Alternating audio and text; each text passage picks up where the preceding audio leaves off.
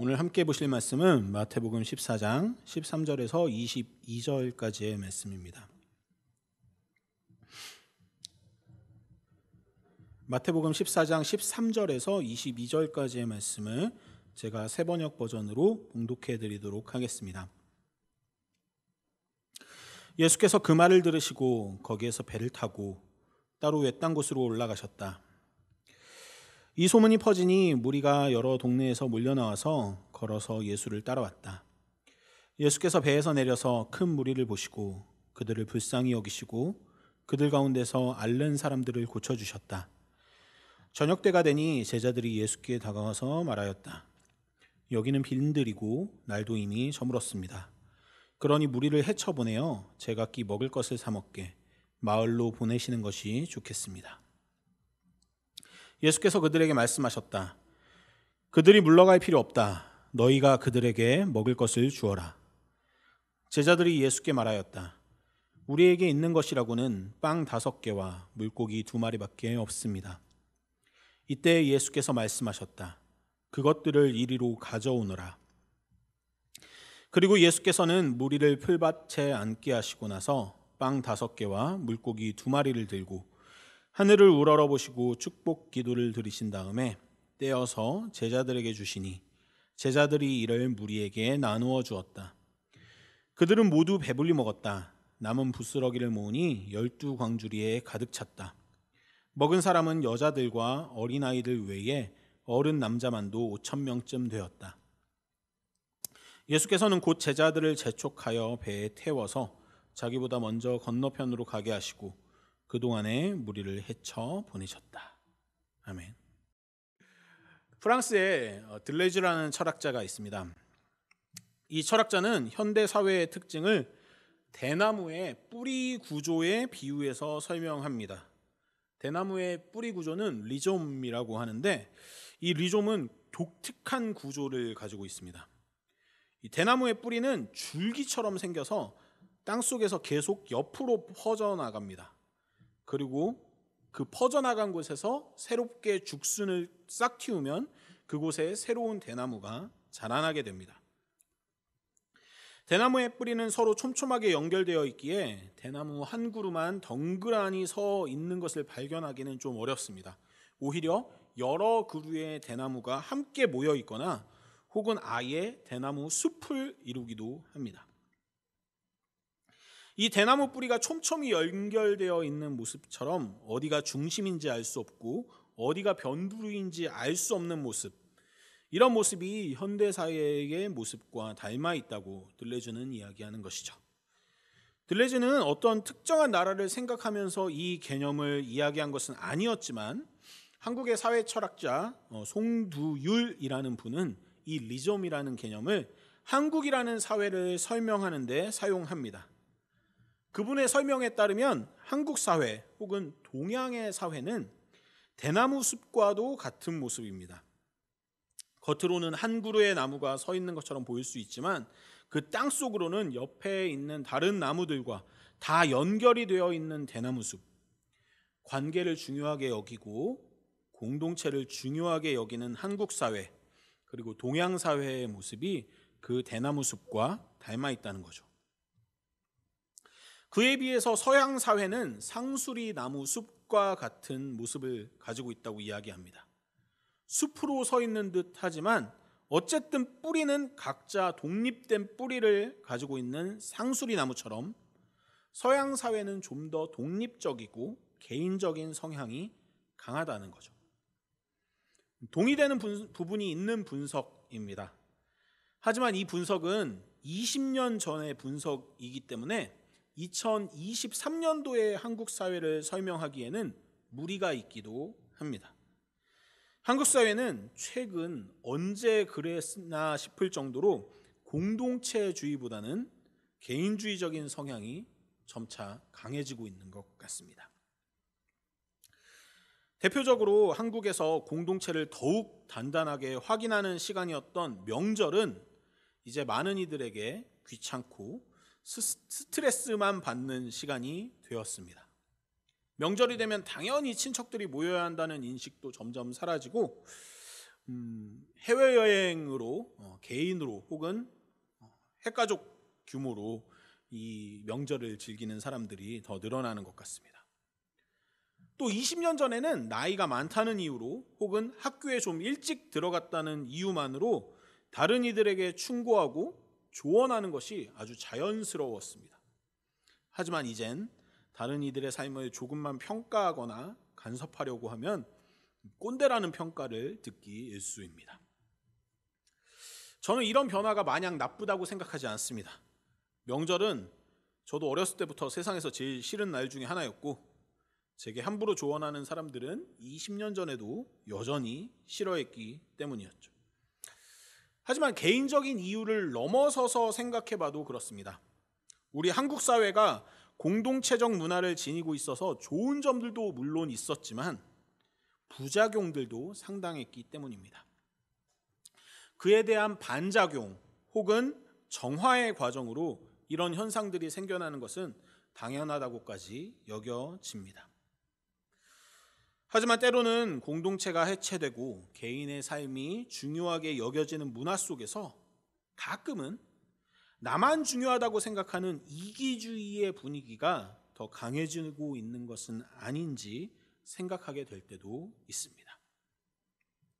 특히 다른 이들의 고통을 바라보는 시선이 훨씬 더 계산적이고 차가워졌다는 생각이 드는 것은 아마 제 느낌만은 아닐 것입니다. 고통스러운 상황 가운데 있는 사람들의 이야기를 들을 때 그들이 자신의 선택으로 그렇게 된 것이라며 무덤덤하게 반응하기도 하고, 심지어 수많은 사람들이 다치고 목숨을 잃는 대형 참사가 터져도 그 시간 그 장소에 있었던 그 사람들의 책임이라는 이야기를 하는 사람들을 우리는 쉽게 만날 수 있습니다. 대나무 숲에서 상수리 숲으로, 그러니까 서로의 뿌리를 분리시키는 것에서 더 나아가서 다른 이들의 잎과 가지가 말라 죽든 말든 내 줄기를 더 곧게 세우겠다는 태도는 굳이 다른 사람들 이야기를 할 것까지 없이 제 삶에서도 어렵지 않게 발견할 수 있습니다. 다른 사람들의 고통스러운 문제를 냉정하게 바라보는 저를 발견할 때마다 저는 소스라치게 놀라고 반성하기는 하지만 언젠가 그런 제 모습을 보고도 놀라지도 않는 제가 될까봐 두렵기도 합니다. 오늘 본문은 신약 성경에서 가장 유명한 본문 중 하나입니다. 사복음서, 그러니까 마태, 마가, 누가, 요한복음에 모두 등장하는 사건이기 때문입니다. 바로 예수님께서 떡 5개와 물고기 2마리로 사람들을 먹이신 사건입니다. 유명하고 또 중요한 만큼 이 본문으로 저 또한 여러 번 설교를 했던 기억이 있습니다. 그만큼 익숙한 본문이기 때문에 조금 지겨울 수도 있는 본문입니다. 그래서 저는 오늘 이 본문에서 일어난 기적에 집중해서 일반적인 내용들을 나누기보다는 조금 다른 관점에서 살펴보려고 합니다. 오늘 이야기에서는 다른 이들의 문제를, 다른 이들의 고통을 바라보는 태도의 차이가 발생합니다. 다른 이들의 문제를 분리시키는 사람들과 다른 이들의 문제를 자신의 문제로 가져오는 사람이 동시에 등장합니다. 그 점에 집중해서 오늘 본문을 함께 살펴보길 원합니다. 오늘 본문의 첫 부분이 13절에서 예수님께서는 무언가 이야기를 들으시고 따로 외딴 곳으로 가십니다. 예수님께서 들으신 소식은 바로 세례 요한의 죽음이었습니다. 세례 요한은 예수님과 육촌 관계, 그러니까 친척 관계에 있지만 어렸을 때부터 아주 긴밀하게 교류했던 사이는 아니었던 것 같습니다. 하지만 예수님은 본격적으로 사역을 시작하시기 전에 세례 요한에게 가서 세례를 받으십니다. 그리고 예수님께서 말씀하시는 것과 세례 요한이 말씀하는 것들은 서로 공통점을 많이 가집니다.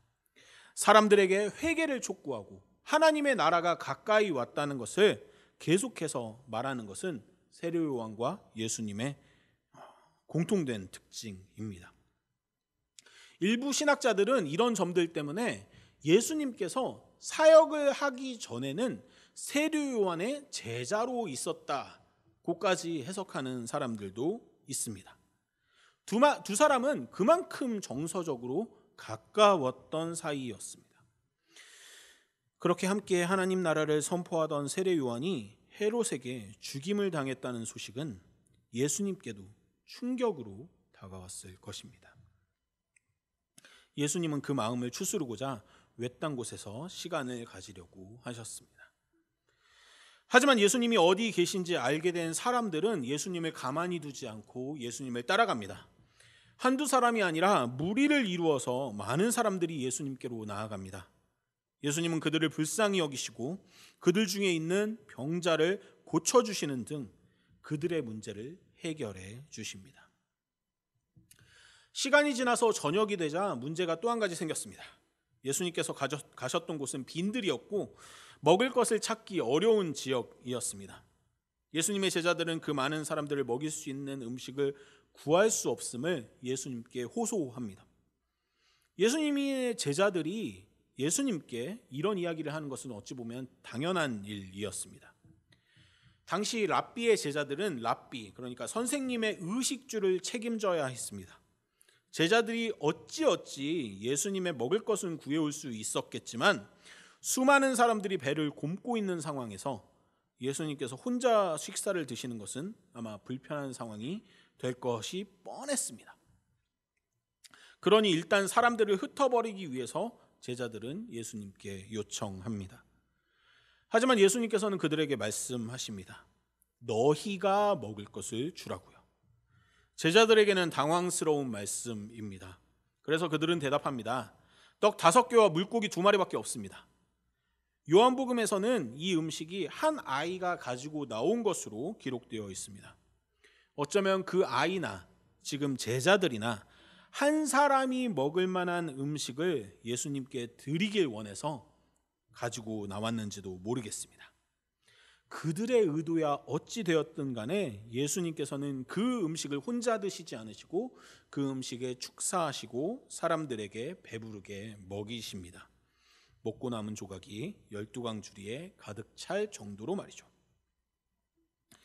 이미 말씀드린 대로 이 이야기에서는 다른 이들의 문제를 바라보는 상반된 2가지 태도가 등장합니다.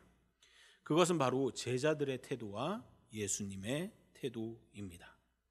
문제가 발생했습니다. 5,000명이 넘는 사람들이 밥을 먹지 못하는 문제였습니다. 거기서 제자들은 이렇게 말합니다. 무리를 헤쳐보내어 제각기 먹을 것을 사 먹게 해야 합니다. 예수님은 말씀하십니다. 그들이 물러갈 필요 없다. 너희가 그들에게 먹을 것을 주어라. 제자들은 문제가 있는 사람들이 그들 자신의 문제를 해결해야 한다는 거 얘기하고 있는 겁니다. 그들의 문제는 그들의 문제입니다. 제자들의 문제는 제자들의 문제입니다. 이렇게 명확하게 분리하고 있는 거죠. 하지만 예수님은 그에 동의하지 않습니다. 예수님은 그들의 문제가 곧 우리의 문제라고 이야기합니다. 그들의 문제를 해결해야 하는 것은 그들이 아니라 우리라고 말씀하십니다. 설교 초반에 말씀드린 리좀 이야기를 기억하십니까? 그렇다면 여기에서 제자들의 태도는 대나무 숲과 닮아 있습니까? 아니면 상수리 나무 숲과 닮아 있습니까? 간단하게 생각하면 상수리 나무 숲과 같은 모습이라고 생각하기 쉽겠습니다. 하지만 제자들의 태도는 상수리 나무 숲과도 닮아 있지만 대나무 나무 숲과도 닮아 있습니다. 대나무 숲은 서로 연결되는 뿌리 구조 때문에 그 숲 안에는 다른 나무들이 살지 못하는 배타성도 가지고 있습니다. 공동체주의는 함께 있는 사람들이 결속하고 단단해지는 데는 장점을 가지지만 외부의 구성원들을 공동체로 맞아들일 때는 어려움으로 작용하기도 합니다. 우리나라, 아직은 여전히 공동체주의가 강한 우리나라 안에서 외국인 노동자들에게 가지는 태도, 또 다문화 가정을 바라보는 태도를 생각해 보면 쉽게 이해가 되는 부분입니다. 제자들은 일견 개인주의적인 태도를 보이는 것 같지만 어쨌든 자기들이 속한 공동체가 지속되기 위해서 필요한 것이 무엇인지를 먼저 고민하고 있습니다. 그래서 그들은 공동체주의적인 태도를 가지고 있기도 합니다. 일단 자기 공동체에서 가장 중요한 우리 예수님을 먹이는 것이 가장 중요하다고 생각하는 거죠. 그러기 위해서는 자기 공동체가 아닌 다른 사람들은 아주 쉽게 구분하고 배척합니다. 구분짓고 몰아냅니다. 우리 공동체의 문제야 함께 감당하겠지만 우리 공동체 밖의 문제는 그 밖에 있는 사람들이 해결해야 할 문제가 되는 것이죠. 예수님의 태도는 상수리 나무 숲의 태도도 대나무의 숲의 태도도 아닙니다. 예수님의 태도는 우리가 어린 시절 자주 들어왔던 이야기, 동화 속에서나 등장하는 이야기, 바로 아낌없이 주는 나무의 태도에 가깝습니다. 그 이야기에서 나무와 소녀는 철저히 구분되는 존재입니다. 하지만 나무는 자기와 구분되고 구별되고 연결되어 있지 않은 소년을 위해서 자기의 모든 것을 아낌없이 내어줍니다. 예수님은 지금 세례 요한의 죽음 때문에 슬픔 가운데 계십니다. 잠시 홀로 계시면서 자신의 슬픔을 다스리고 싶어 하셨습니다. 하지만 곧 사람들이 몰려듭니다. 그 몰려드는 무리들을 예수님께서는 귀찮아하시거나 힘들어하시지 않으십니다. 그저 그들을 불쌍히 여기십니다. 그들을 치료해 주시고 회복시키십니다. 그리고 이제는 그들의 먹을 것 문제까지도 해결해 주십니다. 예수님은 고통 가운데 계시지만 그 순간조차도 다른 이들의 고통과 문제에 귀 기울이십니다. 그리고 그들에게 자신의 능력을 아낌없이 내어주십니다. 오늘의 사건뿐만이 아닙니다. 예수님의 사역 전체가 그런 태도로 가득 차 있습니다. 예수님의 사역 중심에 있는 십자가를 한번 생각해 봅시다. 십자가는 예수님의 문제가 아닙니다. 십자가는 폭력과 증오의 정점에 있는 도구입니다. 십자가는 사형 도구입니다. 그것도 가장 강력한 범죄를 저지른 사람들을 사형하는 데 쓰는 도구입니다. 로마 제국에 반대하는 사람들, 혁명을 일으키려는 사람들, 즉 로마가 보기에 가장 꼴보기 싫은 사람들에게 가장 잔인하게 오랫동안 고통을 주면서 죽이는, 그것도 많은 대중에게 망신을 주면서 죽이는 가장 끔찍한 사형 도구입니다. 예수님은 폭력과 증오에서 가장 멀리 계셨던 분이십니다. 폭력과 증오가 집약되어 있는 십자가는 예수님의 문제가 될 수 없습니다. 그것은 사실 우리의 문제입니다. 우리가 해결해야 했을 문제입니다. 하지만 예수님은 기꺼이 우리의 문제를 대신 지십니다. 우리 인류의 폭력을, 증오를, 죽음을 대신 감당하십니다.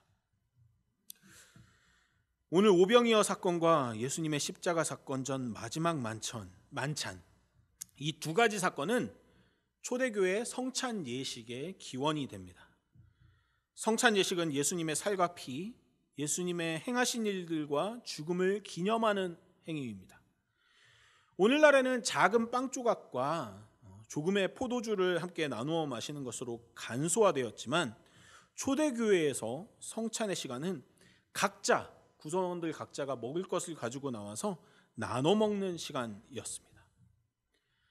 그래서 우리 함께 웃음 교회가 예배 후에 식사 시간을 성찬의 시간이라고 늘 이야기하는 것은 이 때문입니다. 내가 준비한 먹을 것을 나만 먹는 것이 아니라 기꺼이 함께 나누어 먹는 시간, 그 성찬의 시간을 통해 초대교회 공동체는 자신의 생명을 다른 이들을 위해 내어주신 예수님을 기억하였습니다. 예배 시간에 함께 나눈 예수님의 말씀을 기억하고 음식을 나누면서 그들은 성숙한 신앙인으로 성장해 갈 수 있었습니다. 저는 우리 함께 웃음교회가 좋은 교회로 함께 성숙되어 나가길 원합니다. 그러기 위해 잊지 말아야 할 것은 오늘 함께 나눈 예수님의 태도를 우리의 태도로 가져오는 것이라고 생각합니다. 서로의 문제와 고통을 그 사람 혼자 감당해야 할 문제라고 생각하지 않고 우리가 함께 감당해야 할 문제로 가져오는 것. 그래서 이곳에서 자신의 아픔과 고통을 이야기하는 사람들이 그 문제의 짐을 혼자 짊어지지 않는 것. 그것이 우리 공동체가 기본적으로 해야 하는 일입니다. 하지만 거기서 멈추지 않길 원합니다. 우리끼리만 행복한 공동체, 우리끼리만 너무 좋아서 다른 이들을 받아들이지 못하는 공동체가 되어서는 안 됩니다.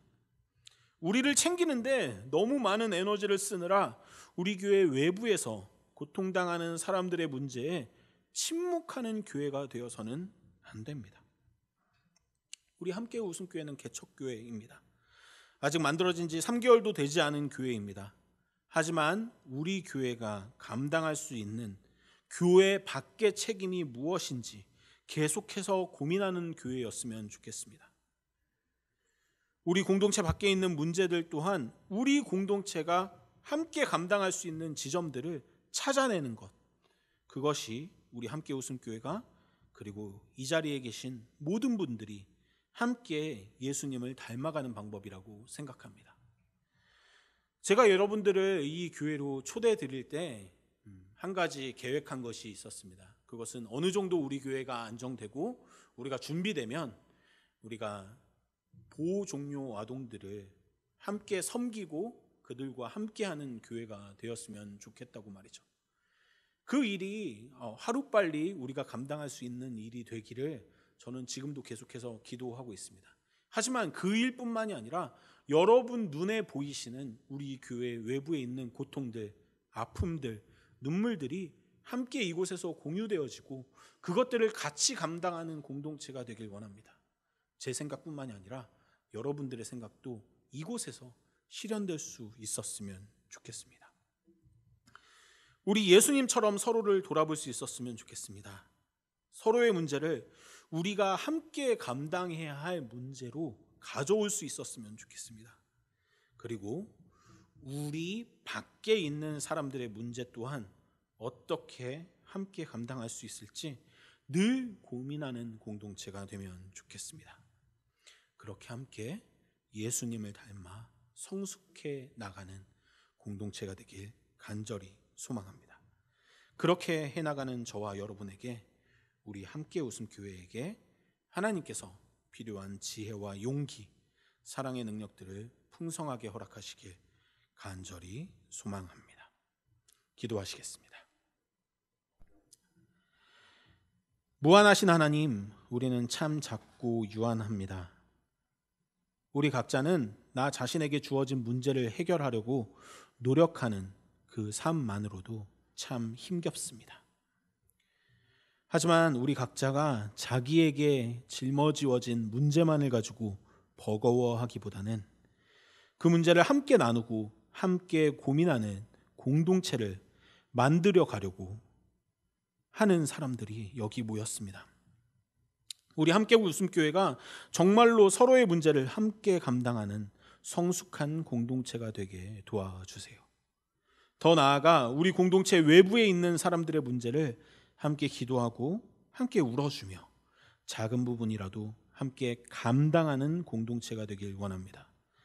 그렇게 하나님 나라를 확장시켜 나가는 우리 공동체가 되길 원합니다. 그 과정에서 하나님께서 함께해 주실 줄 믿습니다. 하나님께서 우리에게 하나님 나라의 소망을 품게 하시고 더 성숙한 신앙의 모습으로 우리를 인도하실 것을 믿습니다. 이 모든 말씀, 우리의 문제를 스스로 감당하시길 주저하지 않으셨던 예수 그리스도 이름으로 기도드렸습니다. 아멘.